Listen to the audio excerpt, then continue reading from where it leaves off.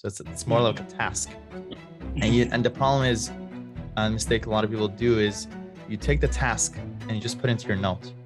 And you don't want to do that, because if a task doesn't have a date attached to it, a time attached to it, which Karina is already used to this thing, anything that needs to get done needs to have a date and time to it. I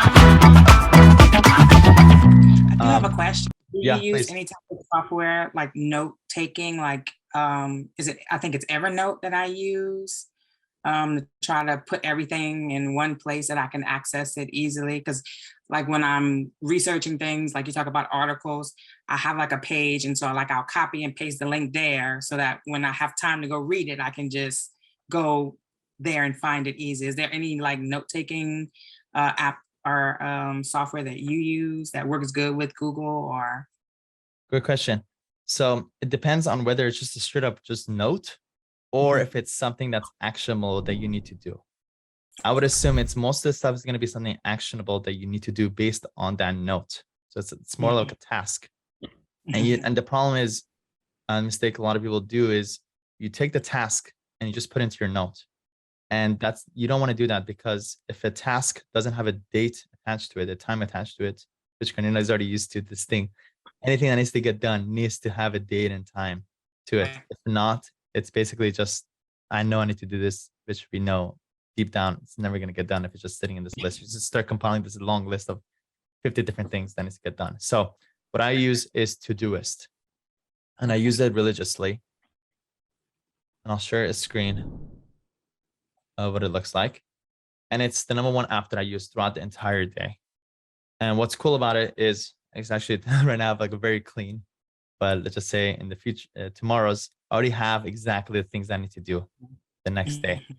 It allows you to right away, go read book tomorrow. As soon as you write tomorrow, it automatically adds it to tomorrow, or June 15 automatically adds it. And you can also type out create priorities. P1 is red, P2 is orange, like different levels of priority. The red stuff needs to get done that day. Orange is like, I gotta get to do it. If it has no color, then you could just push it back if necessary.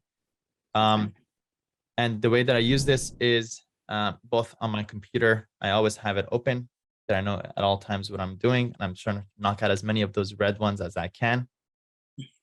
And also I have to do this on my phone, so that when I finish our work, or when I leave my computer, different things come to me, or people communicate things with me, I put it in my Todoist. Or is it either for that day or for certain days when I could get to it when I'm sitting behind the computer. It's a constant like keeping track of like what I need to do, when, and also when I get to it, I always think about the who first, like who can help me with this, who can I delegate this to. I go through that. If not, okay, then when can I do it? Then let me go do it. So Todoist is a game changer, Karina. I would highly recommend doing installing it on your computer and on your phone. And it's something that I actually force all of our employees to use and get used to. Todoist and Google Calendar are really all I use. Pretty much. That's what it comes down to. I'm trying to see if there's any specific other apps. Other thing we could talk about also is communication with your team. Besides, email is usually with your prospects and your clients, but your own team. For that, Karina, what's the app that we use for that? Slack. So Slack is basically an internal communication tool that you can use to communicate with your team. However, that could also be a big distraction as well. So over time, in the beginning, you use it. It's great. I love getting messages from my team. I'll respond back to it. But once you start, building out and the team grows, that also becomes overwhelming. So the same rules that we created for emails, same applies. So I always have Slack closed. I only check on it periodically throughout the day, or maybe at set times throughout the day.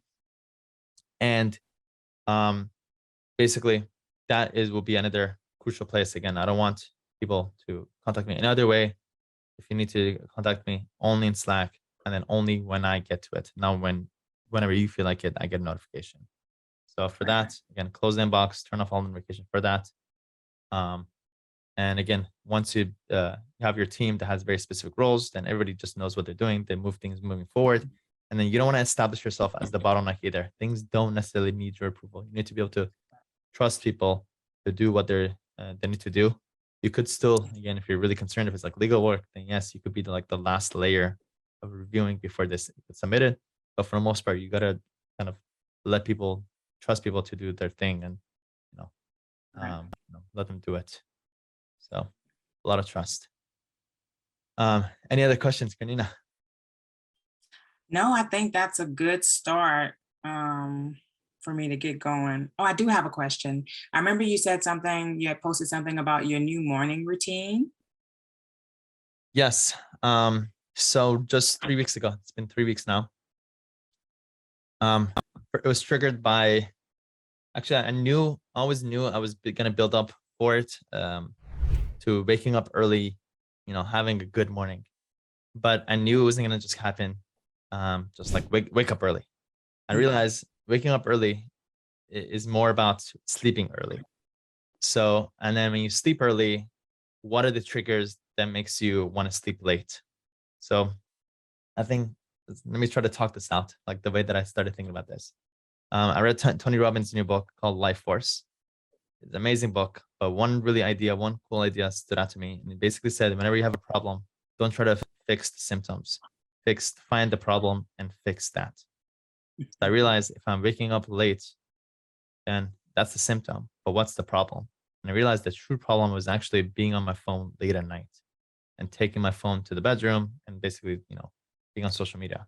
So the first thing I cut out, the first change that I did was I made a promise to myself, I'm going to leave my phone on my desk and then go to my bedroom and sleep. So a lot of people kind of struggle with this. If you're looking to, have a good morning, think about the night before, think about how you build that momentum. So that was the first thing. I did that for like a week or two. Then that kind of forced me to sleep earlier. And the next level was to start waking up at 5. Now I wake up at 5:10 in the morning, which has been surprisingly much easier than I thought, because I still sleep relatively a little bit late, but it's been easier than I imagined. And now I wake up at 5:15 and I actually start going to synagogue. A synagogue at 6 a.m. and there's a class. And there's about 30 young people who show up to learn from Gemara, which is this high level kind of very old book, 2,000 years old book, for 45 minutes from 6 to 6:45 in the morning to basically learn. So by the time it's like 6:30, imagine my mind is already like, going, it's already kind of getting warmed up. Then from 6:45 to 7:30, prayer with 20 people. So I get my little, social time at that point. Then 7:30, drive out to go swimming. I started swimming for about 45 minutes in the mornings. And then I get home by about 9:30. Then my first meetings and things start by 10. So by the time people, start working, but start working by 9 or 10, I've already had this like full long mind, kind of working social, meditative kind of state. And, I guess the lesson is, you don't want to just wake up and just slouch, get on your phone and just start thinking. So it's about having at least 30 minutes of your time where you're kind of relaxed, in a relaxed state. Everybody has different ways to do it. Enjoy your coffee in the balcony, go read something for 10 minutes, go, sit with your spouse, slow it down early on, slow it down instead of running around. Just spend 30 minutes of just like slow it down. That's what it comes down to.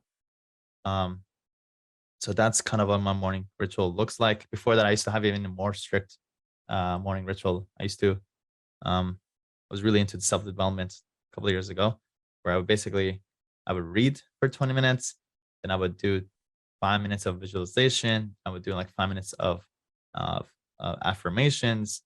Then I would write down my goals. There's a whole thing to it. But I think everybody again there's different ways, but I would just say give 30 minutes to yourself. And the time should be yours, not anybody else's. Do what you enjoy doing, slow it down,